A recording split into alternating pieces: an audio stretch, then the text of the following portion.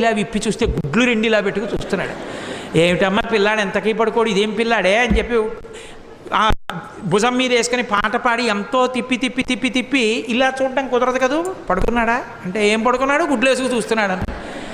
ఏం చేసినా పడుకోడు, ఇదెక్కడ పిల్లాడని ఆఖరికి యశోదాదేవి వచ్చి తల్లికి ఆఖరికి పెద్ద బ్రహ్మాస్త్రం ఏంటంటే బోర్లా పడుకోబెట్టేసి వీపు మీద ఇలా ఇలా ఇలా ఇలా కొట్టేస్తుంది. ఆ తొడ ఊపుతోను కొడుతోంది. ఎంతకీ పడుకోడు, వీపు చిట్లిపోతోంది. ఇదేమిటి ఆది కూర్మంగా ఉన్నప్పుడు మందర పర్వతం తిరిగినా బాధపడలేదు, కానీ ఈ కృష్ణావతారంలో ఇలా కొట్టేస్తున్నారు, నన్ను ఎందుకు ఇలా ఊపేస్తున్నారు అనుకున్నట్ట.